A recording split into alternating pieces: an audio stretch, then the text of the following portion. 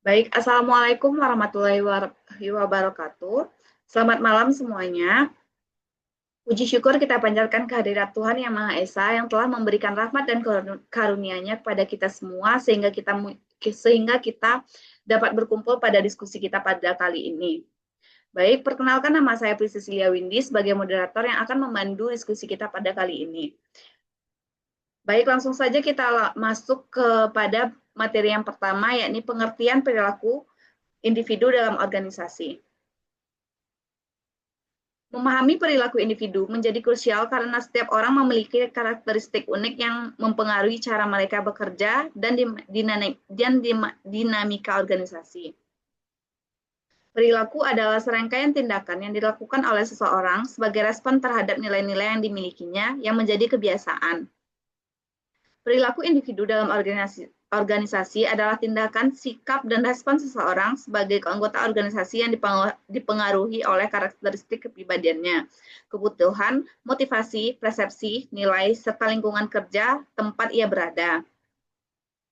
Perilaku individu dalam organisasi adalah tindakan, sikap, dan respon seseorang sebagai anggota organisasi yang dipengaruhi oleh karakteristik pribadinya, kebutuhan, motivasi, persepsi, nilai, serta lingkungan kerja tempat ia berada. Dengan kata lain, perilaku ini mencerminkan bagaimana individu membawa sikap, kepribadian, pengalaman, dan harapannya ke dalam organisasi. Lalu, berinteraksi dengan aturan, struktur maupun orang lain di dalam organisasi tersebut. Pengertian perilaku individu menurut para ahli ini menurut Sutrisno 2010, perilaku organisasi adalah hasil interaksi antara faktor internal seperti kepribadian, sikap, persepsi, dan motivasi dengan faktor eksternal serta budaya organisasi, kepemimpinan, sistem, dan lingkungan kerja yang kemudian tercermin dalam tindakan nyata individu di tempat kerja. Senada dengan itu, Hasibuan 2016 menjelaskan bahwa perilaku individu dalam organisasi mencerminkan sikap dan tindakan karyawan yang dipengaruhi oleh faktor individu, organisasi maupun lingkungan yang pada akhirnya berdampak pada produktivitas kerja dan pencapaian tujuan organisasi. Sementara itu, Robbins 2013 menekankan bahwa perilaku individu dalam organisasi merupakan suatu studi mengenai bagaimana individu berperilaku dalam suatu organisasi yang dipengaruhi oleh kepribadian, persepsi, sikap, motivasi, dan pembelajaran serta berimplikasi pada kinerja dan efektivitas organisasi. Dengan demikian, dapat dipahami bahwa perilaku individu dalam organisasi tidak hanya dipengaruhi oleh faktor pribadi, tetapi juga di kondisi organisasi dan lingkungan yang secara bersama-sama menentukan kontribusi individu terhadap keberhasilan organisasi. Baik, itulah yang materi yang dapat saya sampaikan. Untuk materi selanjutnya akan dijelaskan oleh Siti Zahra. Kepada Siti Zahra dipersilahkan. Baik, sebelumnya terima kasih moderator. Di sini saya akan menjelaskan materi mengenai perbedaan individu dalam organisasi dan dasar-dasar perilaku individu dalam organisasi. Perbedaan individu dalam organisasi adalah variasi karakteristik, kemampuan, kepribadian, nilai, pengalaman, dan pandangan antar anggota tim.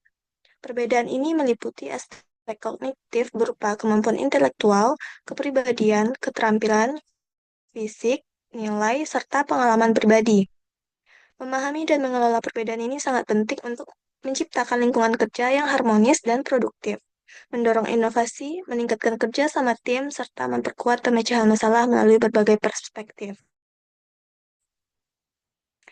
Dari sisi pembentukan perilaku dan sifat manusia, perilaku individu akan berbeda dikarenakan oleh kemampuan yang dimilikinya juga berbeda. Pembelajaran merupakan bukti dari perubahan perilaku individu. Adapun aspek-aspek perbedaan individu yaitu yang pertama, kemampuan intelektual. Kemampuan ini berupa kemampuan berpikir logis, memecahkan masalah, dan menganalisis informasi. Kecerdasan sosial dan kecerdasan emosional yang mempengaruhi kemampuan kerjasama dan kepercayaan. Aspek yang kedua, kepribadian.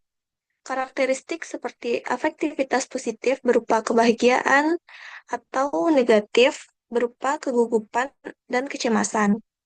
Tingkat kepercayaan diri cenderung mengambil risiko dan kemampuan beradaptasi seorang individu. Aspek yang ketiga berupa nilai. Keyakinan seseorang tentang apa yang penting dan menjadi panduan perilakunya. Dan aspek yang keempat, pengalaman.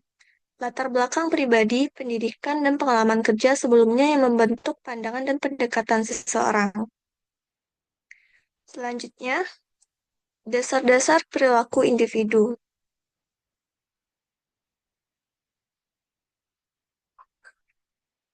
Dasar-dasar perilaku individu dalam organisasi merujuk pada faktor-faktor yang membentuk, mempengaruhi, dan mengarahkan bagaimana seseorang bertindak, berinteraksi, serta memberikan kontribusi di lingkungan kerja.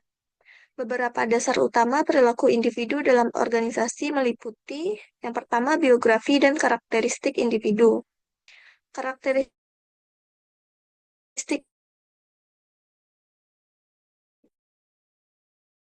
biografis adalah karakteristik pribadi yang tercakup banyak dan berisi sejumlah konsep yang kompleks. Data karakter diri atau melalui faktor seperti usia, jam kerja dapat mempengaruhi sikap serta dasar yang kedua kepribadian. Berupa pola perilaku, perasaan dan pikiran yang relatif konsisten pada diri seseorang. Perbedaan kepribadian misalnya introvert dan ekstrovert akan berpengaruh pada cara individu berinteraksi dengan rekan kerja maupun dalam menghadapi tugas. Yang ketiga, persepsi. Persepsi adalah cara individu menafsirkan informasi atau realitas di sekitarnya. Persepsi ini bisa berbeda antara satu orang dengan yang lain meskipun menghadapi situasi yang sama, sehingga dapat mempengaruhi keputusan, sikap, dan interaksi kerja. Yang keempat, sikap atau attitude. Sikap mencerminkan evaluasi individu terhadap sesuatu, apakah positif atau negatif. Sikap kerja seperti kepuasan kerja, komitmen organisasi, dan loyalitas akan sangat mempengaruhi produktivitas serta kedisiplinan. Yang kelima, nilai. Nilai merupakan keyakinan dasar yang menjadi pedoman individu dalam bertindak. Nilai yang dipegang seseorang akan menentukan bagaimana ia menyesuaikan diri dengan budaya organisasi dan bagaimana ia menyelesaikan tugasnya. Yang keenam, motivasi.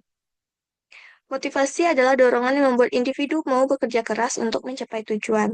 Faktor motivasi bisa berasal dari dalam diri atau intrinsik, seperti keinginan untuk berkembang, ataupun dari luar atau ekstrinsik, seperti gaji dan penghargaan. Lalu yang terakhir, emosi dan kecerdasan emosional.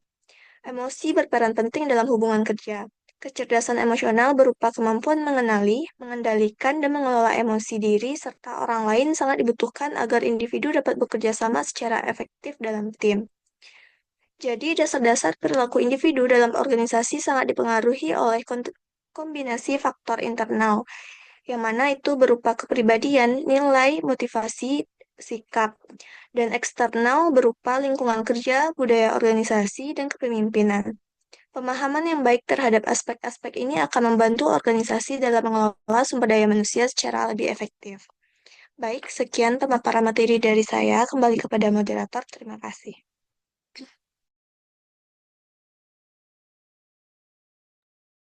Baik, terima kasih kepada Siti Zahra Zafira. Untuk materi selanjutnya, kepada Sarli Kurnia Ilahi, dipersilahkan.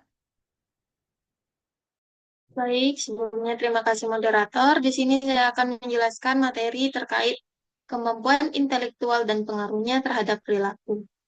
Kemampuan intelektual atau inteligensi quotient atau IQ adalah istilah umum yang digunakan untuk menjelaskan sifat dan pikiran yang mencangkup sejumlah kemampuan seperti kemampuan menalar, merencanakan, memecahkan masalah, berpikir abstrak, memahami suatu gagasan, menggunakan bahasa, daya tangkap, dan belajar. Kecerdasan intelektual erat kaitannya dengan kemampuan kognitif yang dimiliki oleh setiap individu.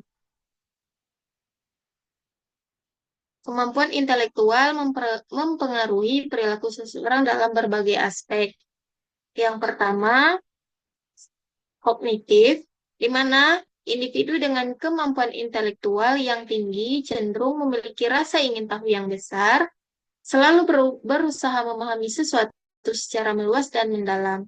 Yang kedua, problem solving, yaitu kemampuan intelektual membantu seseorang mengidentifikasi masalah dan menemukan solusi yang efektif. Yang ketiga, pengambilan keputusan, di mana kemampuan intelektual memungkinkan seseorang untuk membuat keputusan yang rasional dan berdasarkan informasi yang akurat. Dan yang terakhir yaitu perilaku sosial, kecerdasan intelektual yang mempengaruhi perilaku sosial seseorang, di mana menunjukkan bahwa kemampuan kognitif yang tinggi dapat membantu seseorang mengelola emosi negatif, seperti kekerasan, kemarahan, atau frustasi. Kemudian, latar belakang keluarga dan pengaruhnya terhadap perilaku. Keluarga memberikan fondasi dasar bagi perkembangan anak, selain itu juga memberikan pengaruh bagi pembentukan watak dan kepribadian anak.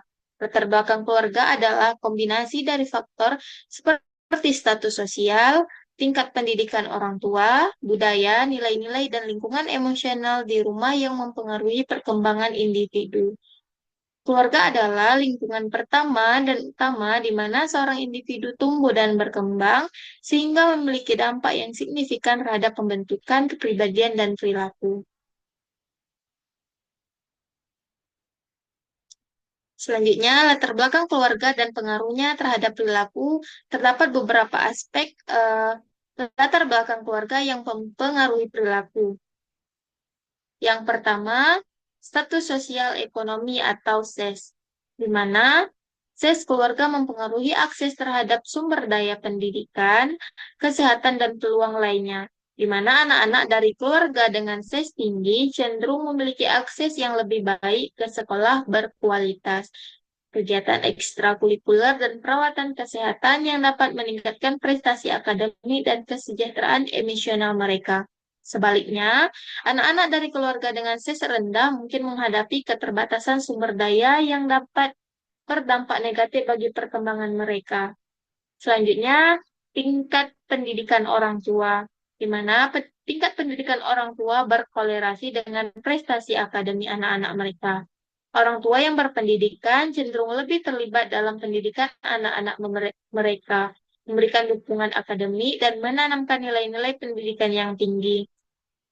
Yang ketiga, pola asuh, di mana gaya pengasuhan orang tua memainkan peran penting dalam membentuk perilaku anak-anak, di mana pola asuh yang suportif dan responsif dengan batasan yang jelas dan harapan yang sesuai cenderung menghasilkan anak-anak yang mandiri, bertanggung jawab, dan memiliki harga diri yang tinggi. Sebaliknya, jika pola asuh yang otoriter atau permisif dapat menyebabkan masalah perilaku bagi anak-anak. D. Nilai dan budaya keluarga, di mana nilai-nilai dan norma budaya yang ditanamkan dalam keluarga mempengaruhi keyakinan, sikap, dan perilaku individu, di mana keluarga yang menjunjung tinggi nilai-nilai seperti kejujuran, kerja keras, dan rasa hormat cenderung menanamkan nilai-nilai pada anak-anak mereka. Yang selanjutnya, struktur keluarga, di mana struktur keluarga seperti keluarga inti, keluarga besar, atau keluarga tunggal juga dapat mempengaruhi perkembangan anak-anak, di mana anak-anak dari keluarga tunggal atau keluarga yang bercerai mungkin mempelajari tantangan tambahan seperti stres ekonomi dan kurangnya dukungan emosional yang mempengaruhi perilaku mereka. Dan yang terakhir yaitu kesehatan mental dan riwayat keluarga, di mana riwayat kesehatan mental keluarga dapat mempengaruhi resiko seorang anak mengembangkan masalah perilaku atau emosional, di mana anak-anak dari keluarga dengan riwayat depresi, kecemasan atau gangguan penggunaan zat mungkin lebih rentan terhadap masalah ini. Mungkin itu saja yang dapat saya jelaskan dan saya kembalikan kepada moderator. Baik, terima kasih kepada Sarli Kurnia Ilahi. Untuk materi selanjutnya akan dibacakan oleh Lutfi Alvina. Kepada Lutfi Alvina dipersilahkan.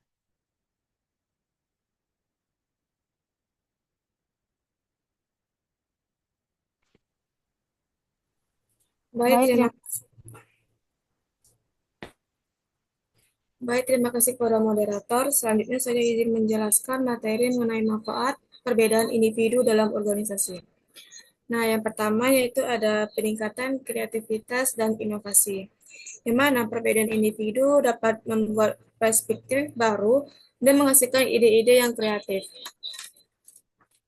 Salah satu manfaat utama perbedaan individu dalam organisasi adalah peningkatan kreativitas dan kemampuan inovasi.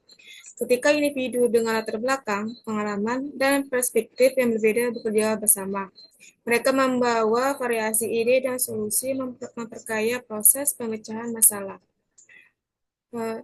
Dalam dinamika diskusi yang konstruktif dan memunculkan ide-ide kreatif yang mungkin tidak akan muncul dalam tim yang homogen. Selanjutnya yaitu ada peningkatan kualitas pengambilan keputusan, di mana keberagaman individu ini dalam organisasi berkontribusi signifikan terhadap peningkatan kualitas pengambilan keputusan. Tim yang terdiri dari individu dalam latar belakang dan pengalaman yang berbeda cenderung melakukan analisis yang lebih komprehensif terhadap berbagai aspek suatu masalah. Selanjutnya yaitu yang ketiga itu ada peningkatan kemampuan adaptasi, yang mana organisasi dengan tenaga kerja yang beragam memiliki kemampuan adaptasi yang lebih baik terhadap perubahan lingkungan yang bisnis. Individu dari berbagai latar belakang membawa pengalaman terhadap situasi yang berbeda-beda. Selanjutnya ada peningkatan pembelajaran organisasi, di mana perbedaan individu menciptakan peluang pembelajaran yang kaya dalam organisasi. Anggota organisasi dapat saling berbagi pengetahuan, keterampilan, dan pengalaman yang beragam, sehingga mempercepat proses transfer knowledge dan skill development. Interaksi antara individu yang berbeda mendorong terciptanya learning culture yang kuat dalam organisasi. Selanjutnya, materi ini itu tentang tantangan yang dihadapi dalam mengelola perbedaan perilaku individu dalam organisasi. Nah, yang pertama yaitu ada tantangan. Tantangan komunikasi itu salah satu tantangan utama dalam mengelola perbedaan individu adalah masalah komunikasi. Perbedaan latar belakang budaya, tingkat pendidikan, dan gaya komunikasi dapat menimbulkan kesalahpahaman dan hambatan dalam pertukaran informasi.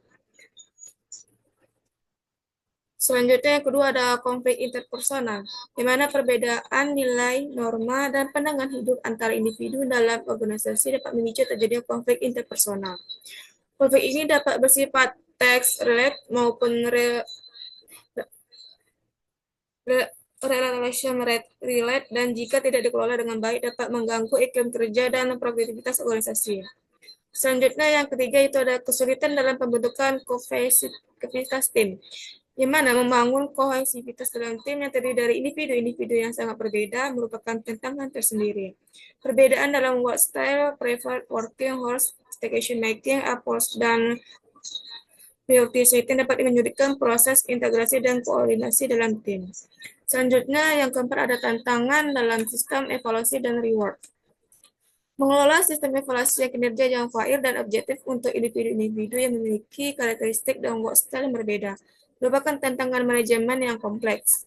Sistem reward dan recognition juga harus disesuaikan dengan preferensi dan nilai-nilai beragam dari anggota organisasi. Selanjutnya, yang kelima itu ada resistensi perubahan, yang mana implementasi diversity management seringkali menghadapi resistensi dari anggota organisasi yang sudah terbiasa dengan kondisi homogen. Perubahan dalam kultur policies dan praktis untuk mengakomodasi keberagaman dapat menimbulkan ketidaknyamanan dan penolakan dari sebagian anggota organisasi. Dan yang terakhir yaitu ada kompleksitas manajemen operasional, yang mana keberagaman individual menambah kompleksitas dalam manajemen operasional sehari-hari. Di mana ketika mempertimbangkan berbagai preferensi, kemampuan, dan keterbatasan individu yang beragam, manajemen juga harus mengembangkan potensi yang lebih luas untuk dapat memimpin dan mengelola tenaga kerja yang heterogen. Sekian dari materi yang saya sampaikan.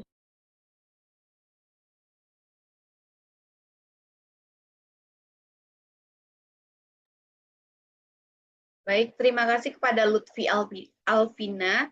Untuk materi selanjutnya akan dibacakan oleh Yosi Nasdiah. Pada Yosi dipersilahkan. Baik, terima kasih moderator. Di sini saya akan menjelaskan tentang karakteristik organisasi dan pengaruhnya terhadap perilaku individu dalam organisasi. Dalam ilmu manajemen, seorang manajer harus mengetahui perilaku individu, di mana sistem individu ini tentu saja memiliki karakteristik individu yang menentukan terhadap perilaku individu.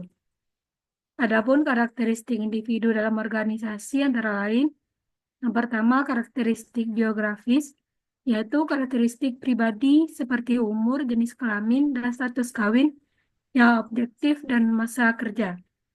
Yang kedua, kemampuan, yaitu kapasitas individu untuk mengerjakan berbagai tugas dalam suatu pekerjaan.